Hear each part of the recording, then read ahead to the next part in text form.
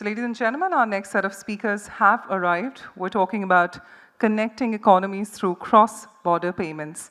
So first up for our moderator, Head Business Development Europe and Central Asia, National Payments Corporation of India, Dr. Kishan Srinivas. Let's give Dr. Srinivas a warm round of applause. Thank you so much, Dr. Srinivas, for joining us.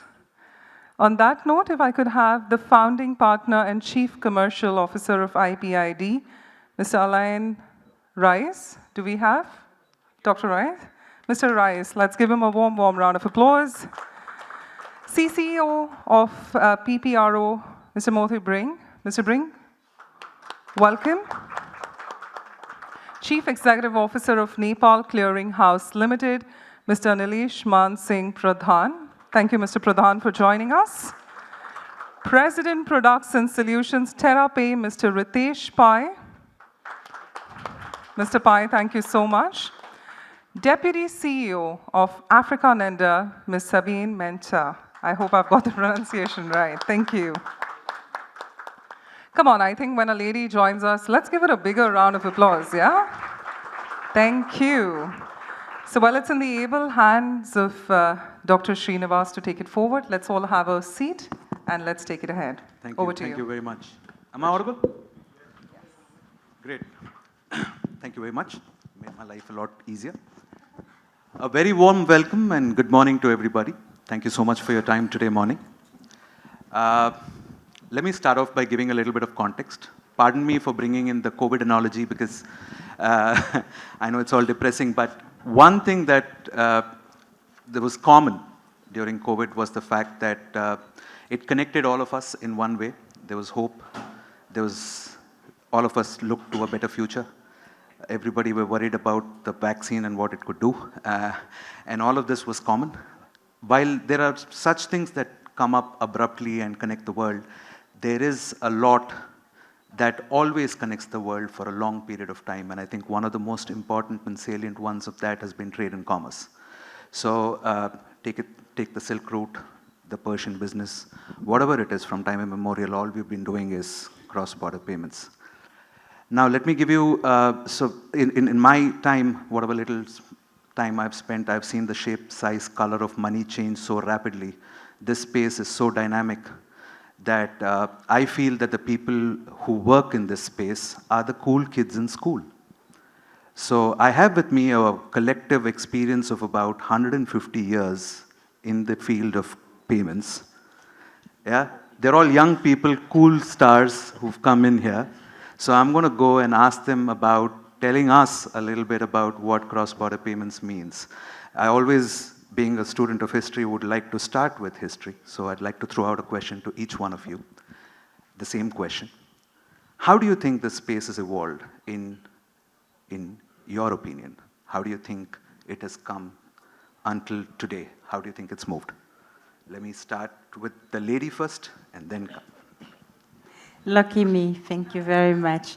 Well, first of all, allow me to say thank you to the organizer and to the NCCI team for bringing us here and bringing me here to represent AfricaNenda. So thank you.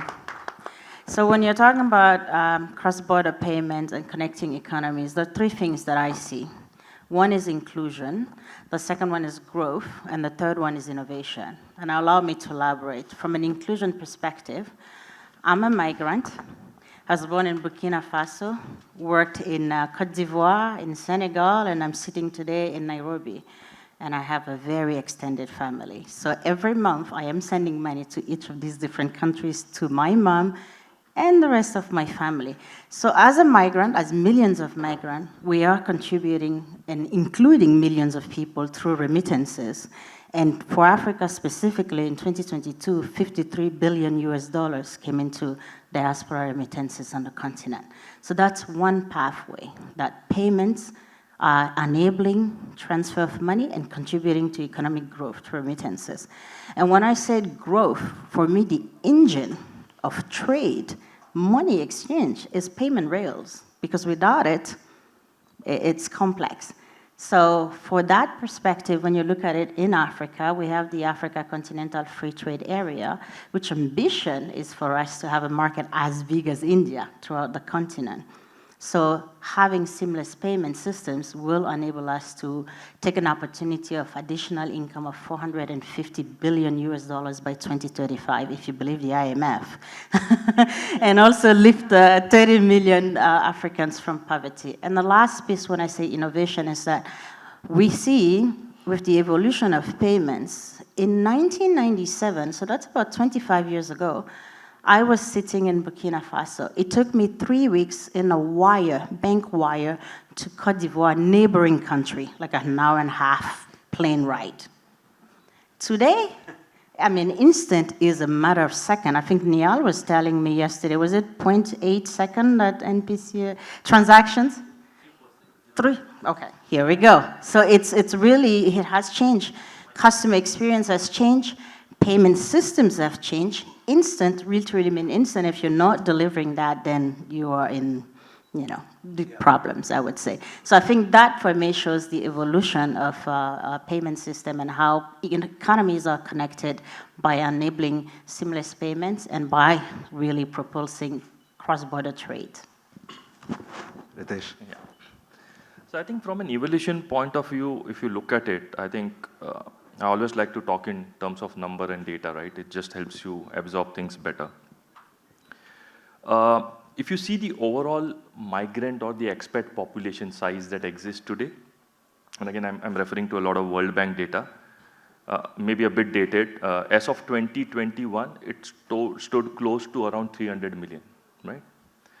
If you look at it in terms of a country, it tends to be the 4th largest country in the world after India, China, and US. Now, that's the population size of expats or migrants that we are talking about, right? A good 68% of that population are actually the blue-collared workers, for lack of a better word, if I can use that.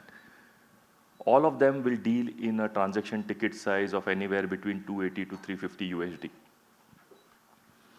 If you look at the way things were, right, 3-4 years in the past, you had, and before coming here, I was a banker, right? So often we ended up being subject to jokes that banks are museums of archaic technologies.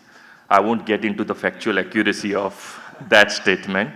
But the point is, banks had their traditional setup, and now using that kind of a mechanism to process a transaction, which is a $280 or a $350 is a criminal act, actually, right? Remittances of those ticket size actually is a lifeline. It actually contributes to a certain percentage of GDP for some of the countries. I mean, last year, India was the highest recipient, right? Almost $112 billion, which is almost 3.6% of our GDP. And that's the quantum of amount that we are talking about. I think what it is boiling down to now is the cost, time, security, liquidity, and transparency. Any entity who wants to come into, see, the pie is big enough, right? I mean, World Bank numbers again show that for 2022, the overall market size was 794 billion, right? It is subject to be around 1,227 billion by 2028.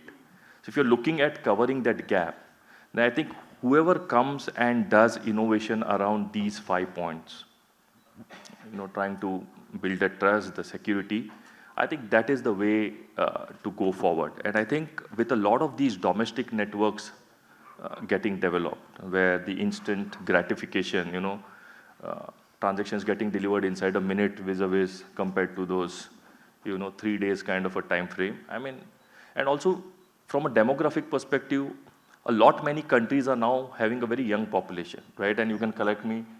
Africa as a continent, I think the average age is anywhere between 20 to 22. Which means you have a young population coming into the mainstream. Everyone will be equipped with a mobile. They want transactions to be done in a self-service mode. I think these are the things that if you can actually harvest that opportunity that exists, I think the efficiency will come. And one last data point, right? I mean, out of the overall $794 billion worth of transactions that happened last year, I think 296 billion happened actually in a digital form.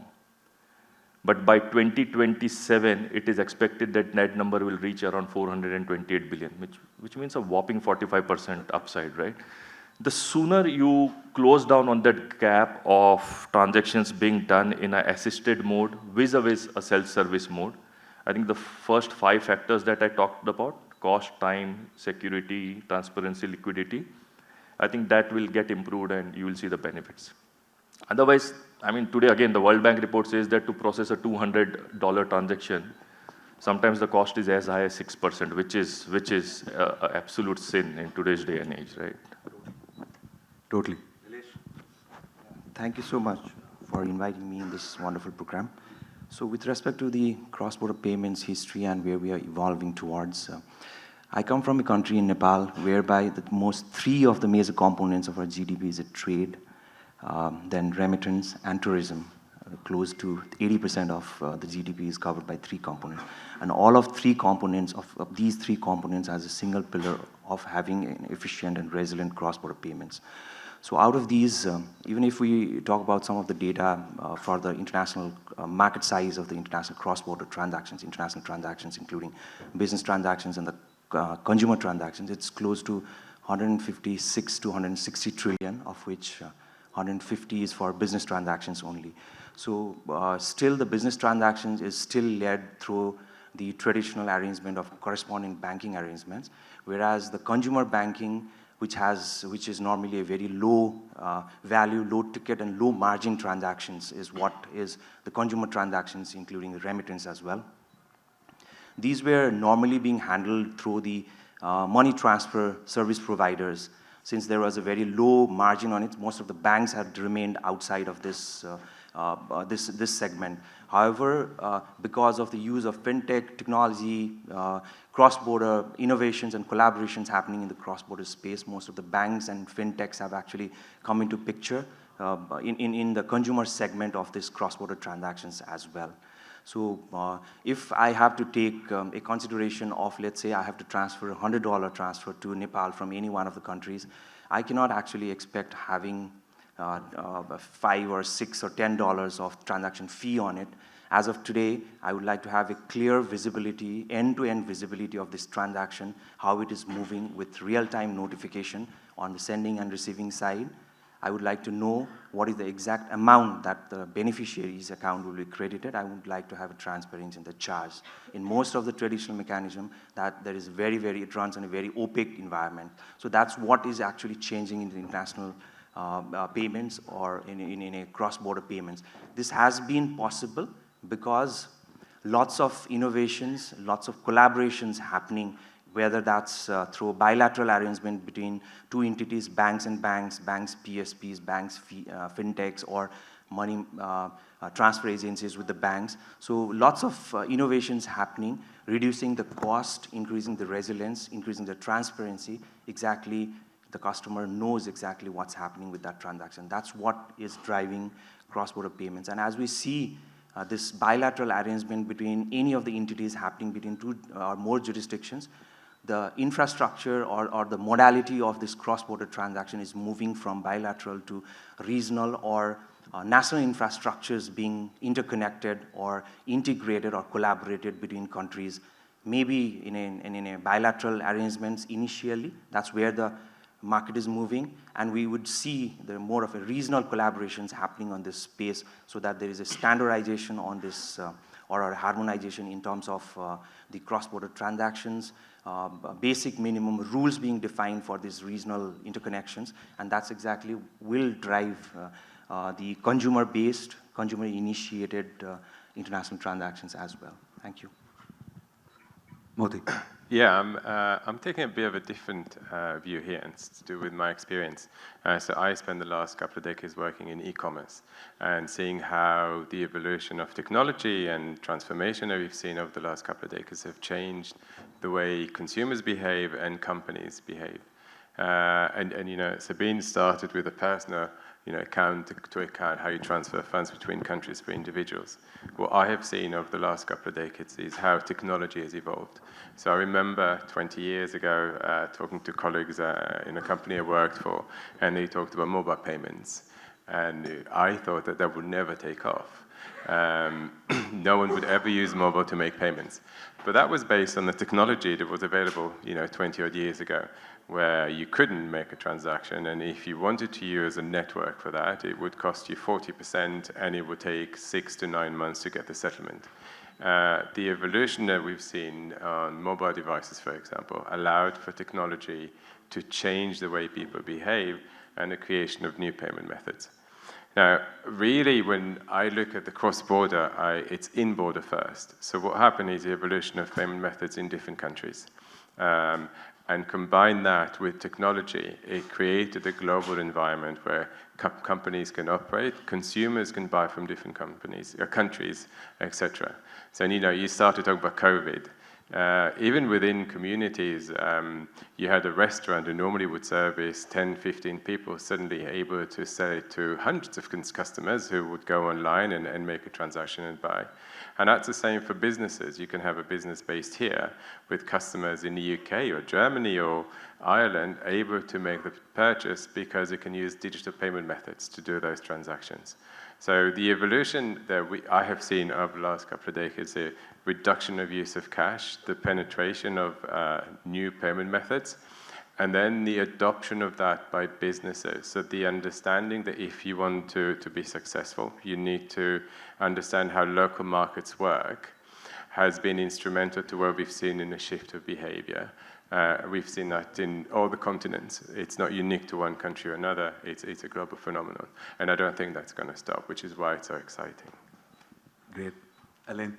Yes, perhaps we've been talking about remittance, e-commerce. Perhaps let me move this actually more to global trades and international trades. And I see there's some global transaction bankers in the room, so perhaps they'll be helping them as well. So I'm coming from a country in Europe, right? I'm coming from Belgium, although I've been living many years in Asia as well.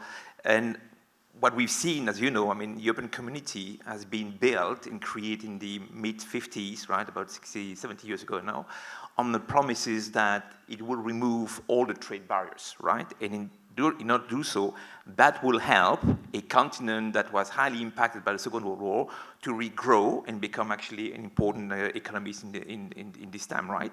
And it's really by removing all these barriers that you had in global trades that they really made this possible. Now, of course, when you talk about international trades, even within countries in Europe, you talk about moving goods from one country to another one. Eventually, we see commerce as well. And you need to talk about paying, right? Nobody at some of time in Europe was understanding that, well, you could actually move goods from one country to another one, like from Belgium to France, and having eventually the parcel arriving in the other side, and yet the payment wasn't there, right? And that's also why the European community started moving by not only creating the euro currency, but also making sure that you have all the kind of what I call bells and whistles, i.e. payment systems, that will facilitate this, right? I'm sure that you've heard about SEPA. It's actually one major initiative in the continent Europe that will really facilitate this cross-border transaction in single currency across the continent. And that really tremendously boosted actually the international trade in between those countries in making actually Europe being taken as a single entity somewhere, right? Now, if you extrapolate this at the global level, same thing, right? Now you have global trades in between, of course, Europe, Africa, Asia. Of course, sometimes goods will take more time. Moving from Europe to Asia sometimes takes a bit more time with shipping, but same thing, right? We need to make sure that the payments infrastructures and payment systems and actually are so much efficient that you can actually organize those trades, okay, as much efficiently as possible. And that's why actually you've had actually many new systems being created. You may know that my last 35 years experience have been at SWIFT. Right? And perhaps to give you an anecdote about SWIFT, right? SWIFT, when I joined the company 33 years ago, and international payments was taking, you were mentioning days and all that, right? It was about, in our jargon, it was about 3 to 4 days to making sure that a payment was finally delivered to the final recipient. Nowadays, with many initiatives at SWIFT, but also many of the new companies that they've merged in that space, payments can get there actually in a few seconds, right? And the anecdote is that when I was talking to tell you about how exciting is this industry, cross-border, but also domestic payments, when I was, like 25 years ago, or even 15 years ago, and I was talking to people about my job, what I was doing at Swift, and I was talking about payments. And people were looking at me and they would say, boys, that must be boring. No, when I'm talking about the same thing, I'm actually working in the payments industry. No, they're all looking at me and say, wow, this is so exciting. So that tells you also a little bit about how the industry has evolved over the last 20 years. Yeah, so true. I think nice way to end in setting the context as rock stars on the podium, right? So let me start with thank you for setting the context, all of you. You know, now that we have how it's evolved, I'd like to talk to each one of you about something specific to what payments look like right now. So let me start again with the lady. You spoke about interoperability. You know, what does that mean to you? What does that mean to Africa? And how is that evolving? How do you see that movement happening? Thank you very much. So remember, I sit in Nairobi, Kenya. I have discovered the beauty of saris in India. I would like to be able to pay for saris here in Mumbai so I can get them sitting in Nairobi. Saris, you say, right? And I would like to be able to also sit in Nairobi and send money to Burkina Faso, which is the total west side of the continent versus the east one, without having to move anywhere, just where I'm sitting. So that's what interoperability means for me. It's overcoming the barriers of physical, infrastructure, the barriers of time, because time is money also, wherever we're sitting. So our ability to sit and use a single device, whatever that is, and be able to send payment across borders, frontiers, time, and bricks, that is interoperability. That's giving me the power to impact economies, families, income within seconds. So that level of interoperability and being able to grow that within Africa is really the mission of AfricaNenda and a team of African experts sitting in Africa working on it. We do a report, an annual report called the State of Instant and Inclusive Payment Systems in Africa, SIPS. And last year, we looked at 29 live instant payment systems in Africa. Out of those 29, can you guess how many are interoperable? Just a guess. 10.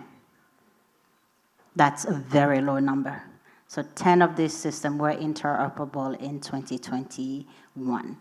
So we're launching the report in November in Addis, so you're all welcome to come to the most current numbers will be available in November, so please join us. But coming back to the interoperability, yes, it is critical, especially within the context of Africa and cross-border, and again, coming back to the Africa Continental Free Trade Area and how this will impact trade. I think you had mentioned trade within the continent. But the real questions are, how do you do interoperability? How soon?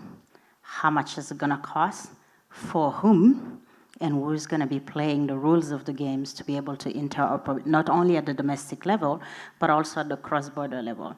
And there are many challenges that come with it. And when you look at it for us at AfricaNenda, it's being able to work with regulators, being able to work with service providers, and making sure that the process to get to interoperability, whether it's at the domestic level or it's at the regional level, is a consultative process with all the payment service providers that are regulated within the country context. So that's the business case around the interoperability.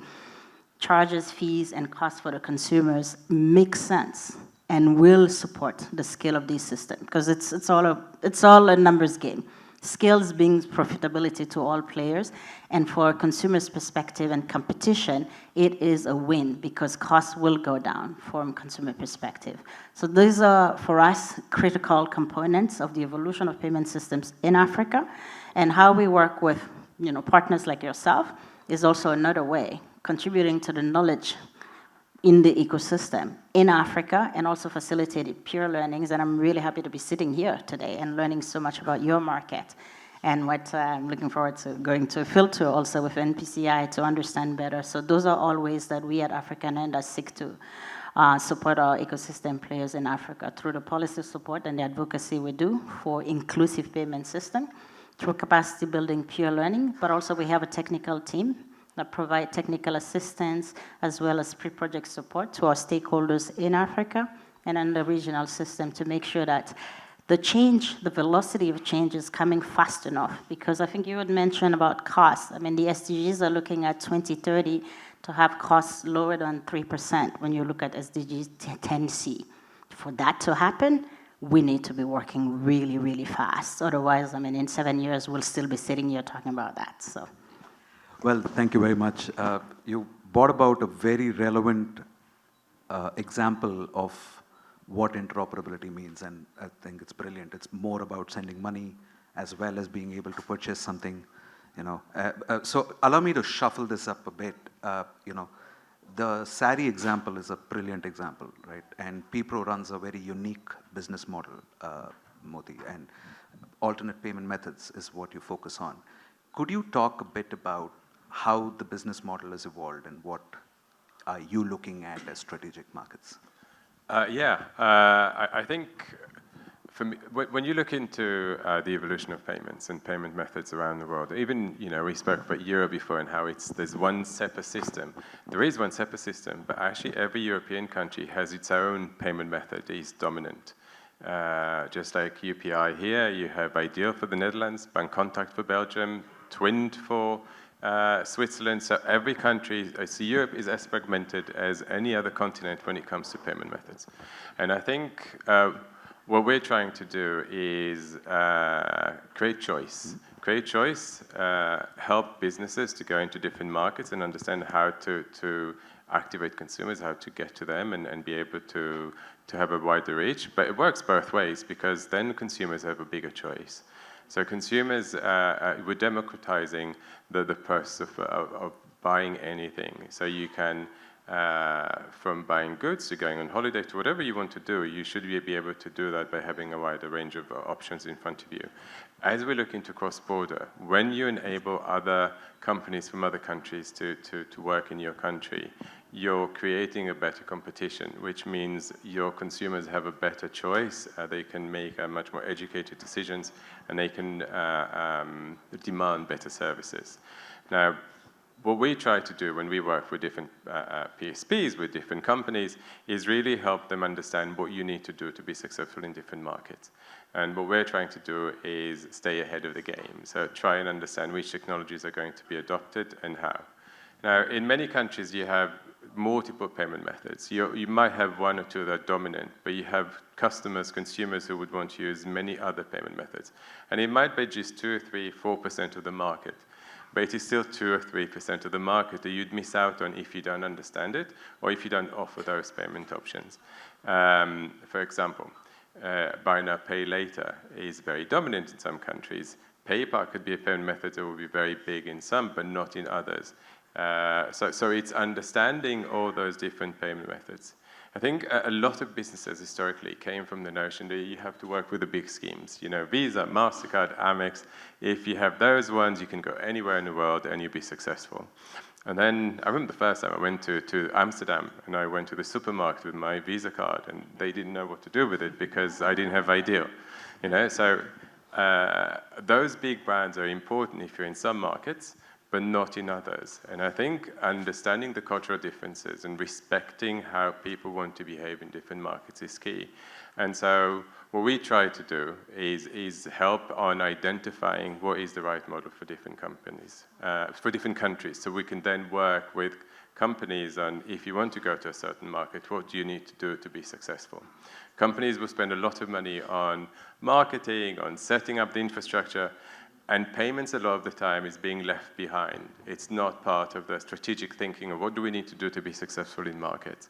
And so I think we're trying to help educating that piece. If you want to go to country X, these are the payment methods that will be critical for you to be successful. Otherwise, you'll be challenged with penetrating the market, converting customers, etc. So very important. And let me kind of push that out to Ritesh as well. You've been in the business of moving money for a long time now, and you know one of the new areas of business that you're getting into is merchant payments. How and why do you see this particular space becoming more and more important and relevant? So, you know, at the outset, when you look at it, right, we simply look at money transfer as something getting debited and something getting credited. but there are a few complexities involved when there are two different geographies involved, right? Because there is a clearing and a settlement leg involved in both the geographies, and the liquidity management becomes very critical. So what looks like a dumb funds transfer actually has, you need to orchestrate a lot of things in the backend for it to give you that seamless effect. So today, from a TerraPay point of view, if you look at it, we are, more a B2B focused company. So today, the way our infrastructure is designed is one handshake with us and you get access to the entire ecosystem, right? That's how we have enabled 212 send countries and 121 receive countries, right? As a part of that network, we have 7.5 billion bank accounts and almost 2.1 billion wallets that we can terminate transactions into. While we are good at doing that, and we take pride in the fact that we can help send money anywhere, the next logical step was how do we make people spend that money, right? So when I'm able to terminate transactions into some of these instruments, which I would say are not completely interoperable, and we have seen that in different geographies that most of the solutions or the payment solutions that are being created are very proprietary in nature. So even though I may have a wallet, but I can't use it outside of the ecosystem that my service provider has created, whereas the aspirational value is there to transact anywhere online, right? Again, going back to my point that now we have a very young population coming into the mainstream, both on the education front as well as work life. And online commerce is gaining a lot of popularity, right? I mean, again, to your point, when you started with the COVID example, sometimes misfortunes come as a fortune. I think digital transactions has actually leapfrogged by at least 3 to 4 years, which otherwise would have taken us that much time if we were to grow organically. So for us, since we have those rails already in place, extrapolating it now to actually cater to the merchant transactions, build interoperable solutions, both in the offline and the online space. And from a market opportunity, while we did talk about what the remittance has in store, I think the business payments, including business payouts, is a $42 trillion kind of a market size that exists. Many a times we are asked, who is your competitor? We say there is no competition because there is enough for everyone to do, right? Yesterday also someone asked me, I said the problem still remains that cash is the biggest enemy that everyone has. So out of a $42 trillion kind of a market opportunity, even if you nibble away at a certain percentage, I think there will be food on everyone's table, right? I can see a lot of unicorns flying around. But taking that particular aspect, Neelesh, you mentioned that tourism is a very important aspect and one of the key pillars of Nepal. And there's a lot of payment service operators there. You're one of them. And how do you see this marriage of ensuring tourism vis-a-vis payments? How do you see this growth happening for Nepal? For Nepal, from the both from the trade as well as from the business perspective as well, since this cross-border payment is very, very critical for us, for our economy. So it's a very well thought of, planned way of getting this infrastructure set, domestic infrastructure set ready, directed from the central bank stakeholders like the BFIs and other PSPs and PSOs.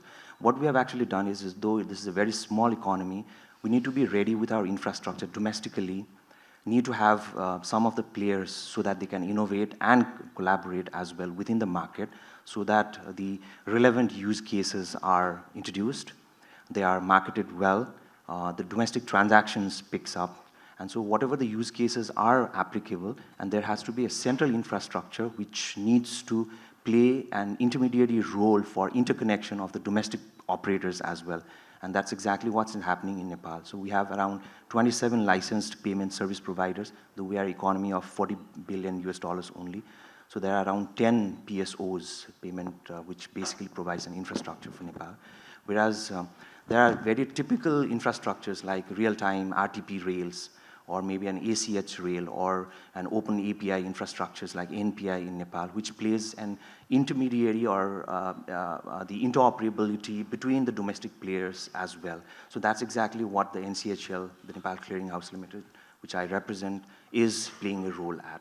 So domestic players are getting interoperable through one of the central rail.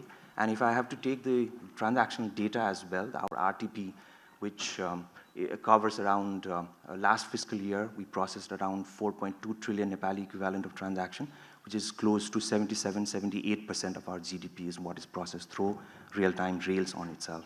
And there are lots of PSPs driving these transactions, banks are driving these transactions.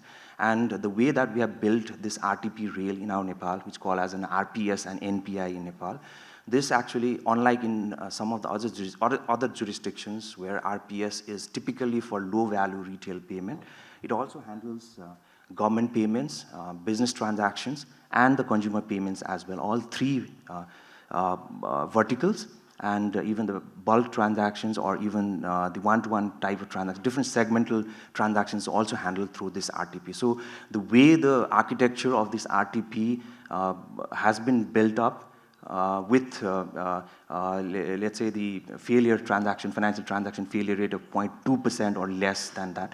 So the kind of scalability and resilience that we have actually built up, that is very, very impressive, I would say, based on the lots of collaborations happening. But when we talk to the international remittances, because since this is, we are a very small economy, there could be less of a say in terms of standardization when we come to interconnecting this RPS system with the international or the cross-border on a bilateral or the multilateral basis.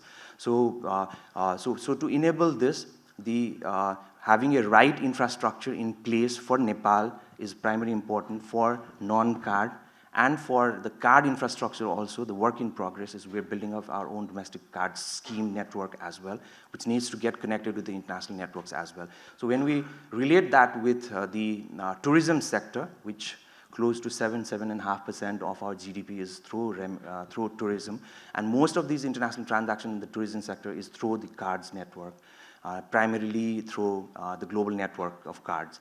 So if we are to have a much scaled up acceptability of the cards network, one, and second, having the alternate payments mechanism acceptance in Nepal so that any of the tourists from across the world is able to pay, whether that's through card, mobile, stored value instruments, then that is what is going to help the entire economy. And right now, our status basically is to building up our national infrastructures to be able to accept those international payments of any jurisdiction and be in a position to interconnect our infrastructure in a standardized manner to multiple jurisdictions. That's where the work is in progress for some of the regional jurisdictions, from some of the regional countries as well. Interesting. So you've ensured that tourism continues and grows and thrives.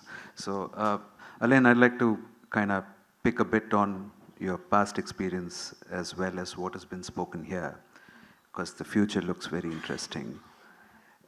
In your opinion, central banks, regulators, agencies, how do they view this space? And how do you think their role is going to evolve in the future? How do you think, are they going to change? So I'm going to respond to this, but perhaps let me go back first to a discussion we were just having, starting with you and talking about interoperability, right?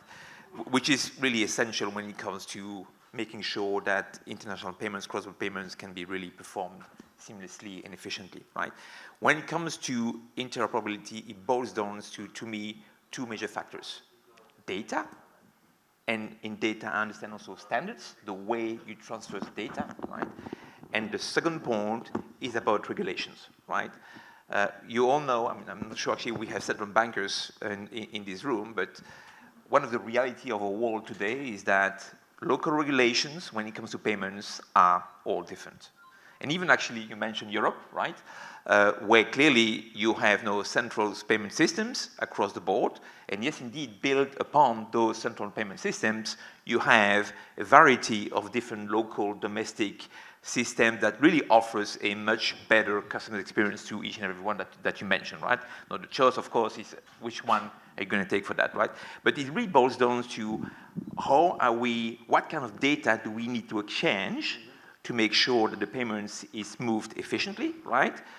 What kind of standards are we going to use, right? And then is there ways in which you can align, all regulation across the board, right, to making sure that in each and every of the PSPs, payment platform, banks, all that, don't have to comply to 95 different regulations if you are operating in 95 different countries, right? That's where it is, right? Again, not of course, Belgians and part of the European community, there's been actually one of the first things they did as regulators is really trying to define what are those rules, right, that each and every players on the European continent has to comply with to make sure it is moved, actually money is being moved efficiently. That is happening, right? They create all sort of stuff actually that, of course, I mean, one of the first opponents will be at the beginning will be the banks, because new set of regulation will be new cost for the PSPs, the payment players, right? And one key example when it comes to this is actually a little bit what we do at iPiD, right? Which is ensuring that when you make a cross-border payments, ensuring that the data you have about the payee or the companies you're going to pay to actually are correct, right? And today, if you look at each and every countries, there's no way you can validate this. It doesn't exist. It does exist in many countries domestically, but as soon as you're moving to money across border, there's no way. If I want to pay you somewhere in, say, I don't know, I mean, even in Italy or in Japan, let's say, right? I'm typing your name, your account number, and all that. There's no way, no banking system will be validating this, right? So you send the money, and then you hope and you pray that the money will get there, right? Which is totally amazing in a world where technology can make this true, right? So, and when it comes to regulations, actually, UK has moved now because they start realizing that this issue is massive when it comes to frauds. Because of course, now the payment systems are becoming so much efficient that you pay in a second, it's gone. So, well, if it's gone to the wrong person, or actually it's gone to a fraudster and the wrong account, you're in deep shit. And deep shit, I mean, for the remittance is $50 is deep shit, right? I mean, for a big company, it could be hundreds of millions becoming a deep shit, right? So that is actually where regulators need to act. So UK moved with confirmation of payee scheme. Europe is now moving as well. They have 2 pieces of new legislation that come up. And of course, the banks are opposing to that because more cost, but it gets through. Japan is moving, Australia is moving. So these are examples where regulations, again, need to be really aligned to making sure that you can do this. You could argue it's a simple element, right? But it is essential to making sure that money gets to the right person or the right company. True, very true. I've been told that I have 5 minutes. I have a lot many more questions to ask, but I would like to kind of throw this one last question to all of you. How do you look at the future and how do you look at it for your organization? So you'll have to keep it at 30 seconds, but can we start with the lady and go around? Oh, I'm really lucky today. Thank you so much. But I would say the future of cross-border payment, instant, inclusive payment is a bright one in Africa. And if I can leave you with 3 things, I would say 1, seamless, efficient, affordable, cross-border payment system are an integral imperative in the economic development journey of Africa. Interoperability in instant payment system can and will leapfrog legacy payment systems to really be an accelerator of inclusion in our economies and of trade also across cross-border. And then the 3rd thing would be we at AfricaNenda are really looking at fast-tracking the movement in Africa so we make sure that these inclusive payment systems are leaving no one behind. Thank you. Thank you. Ritesh. So I'll keep this really short. I think the future is clearly going to move into a self-service mode as compared to an assisted mode, with a lot many solutions coming on interoperable platforms, typically riding on some of the domestic network that exist, at the same time trying to build a non-repudiation to that transaction. Great. Neelesh. So there are a lot has been talked about the RTPs, but just in 2015-16, from 12 to 14 RTPs in worldwide, it has crossed 60-65 RTPs worldwide. So interconnections and interoperability of RTP is what is going to drive the cross-border payments moving forward. And the kind of efficiency, resilience, visibility, and transparency of these cross-border real-time integrations is what will drive the economies like Nepal and most of the other countries as well. So, Motie. Yeah, I think for me personally, and as someone who represents PPRO, I'm very excited to see how digitalization of payments is becoming so dominant across the globe, and how the understanding of domestic markets, local payment methods, is becoming a language everyone's speaking. And so I think we played a massive role in that in the past, and I'm sure we're going to play a bigger role in the future in helping companies to go into different countries and more consumers. Alain. So I don't really have any crystal ball, but what I see is a few things, right? I think when it comes to payments, we talk about efficiency, right? And I say efficiency is essentially about speed and cost. A lot has been done as far as that is concerned.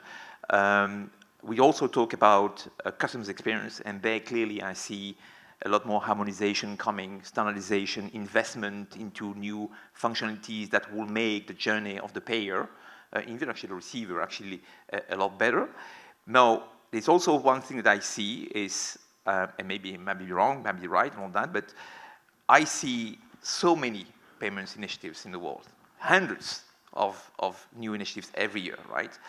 I do see consolidation, because this business, whether we like it or not, I think is going to be commoditized, right? And like in Europe, right? I mean, today in Europe, sorry again to mentioning this, but today in Europe, you pay anywhere to Greece, to anywhere, you don't pay a penny, zero, right? So all the cost is being borne by the banks, by other PSPs and all that, right? So meaning that it's a commodity, right? And when it's commodity means you don't make any money, right? And even actually when you transfer billions of payments, well, it's still actually a zero-sum, gain. So I see in that context, right, an economies of scale is developing, and therefore consolidation coming up as well. I'm not saying actually the all payments platform will disappear at all, right? But I see certainly, many of them getting together, and eventually getting together being a lot more efficient and covering many more countries together. Great, fantastic. I think we have time for one question. Only one, yeah. Only one question, and I hope whoever's Can we- asking that question can ensure that all of them get a chance to respond quickly. Yeah. Hi, can you say your name? So sorry. Hold on. I can do this. That was very swift. Thank All you. right, thank you. Dr. My name is- Srinivas. My name is William from NIPS, Nigeria. I just want to leverage the European experience, and I would like to put it to you. It's a bit concerning because with the experience of the EU over the last 50 years, and you still hear challenges, what really makes cross-border payments, possible, particularly for emerging markets? Is it the bilateral agreement, or is it the central banks actually working together? For me, it's a bit concerning based on what's happening so far. Thank you. Thank you. I think good question. I'd like all of you to kind of give your 2 bits to this, please. Start with okay. you, Alain. But briefly, right? Obviously, when you make international payments, you have a certain number of components, right? You need to have the rails, right? You're making sure that the money moves actually bank to bank or central bank to central banks, but you need to have the network that makes this actually possible. But you need also to have the agreements in between the different parties that you agree upon the terms of the transfer of the money in between all of that, right? That's what happened in Europe, and that is what is happening in between many different countries in the world as well, right? But the more aligned will be all this agreement in the future, the better, the more efficient will become the payments in between different countries. So I think it's really make sure in between regulations, agreements between all the parties involved, liquidity management, for instance, and technology, digitalization ongoing as well. Motie. Yeah, if I can add to that, I think Europe is actually a really good example of how things work really well. You have capping on cost in some payment types. You have the ability to send money very quickly from one country to another. But you also have the respect and understanding the cultural differences means that different countries have different ways of behaving, and therefore you see the evolution of different payment methods. And you can have all that exist in actually a small continent when you compare it to other parts of the world, and thrive.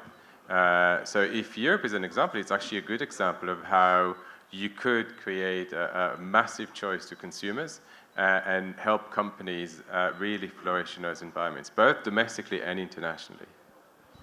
Neelesh. So when it comes to the success for the the international payments, I would consider this as when we talk about the cross-border payments, it's not just the movement of the funds. Along with that, the entire infrastructure, the process has to take the considerations of the AML, CFT, the rates, the funding, whether that's a pre-funded or some alternate liquidity management, that has to take place. So when it comes to the bilateral arrangement, it is how it's evolving right now, but having the clearing central institutions of the infrastructure or the central bank to central bank arrangement is what would make it more efficient and transparent, I would believe.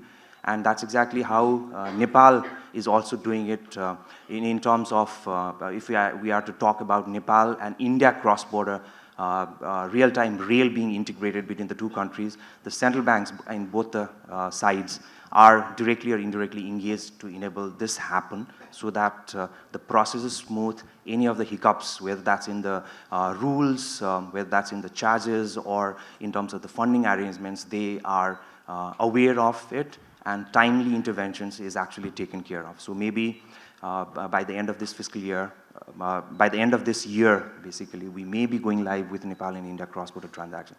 Maybe in the next year, we may be sharing our experience of how we have done this and maybe a reference for some of the other corridors as well. Thank you. We've already overshot by 2 minutes, but quickly your quickly, words. Quickly, Ritesh. please. My other set of speakers. Absolutely. Yeah. So, cross-border remittance always comes with a lot of sensitivity attached to it, right?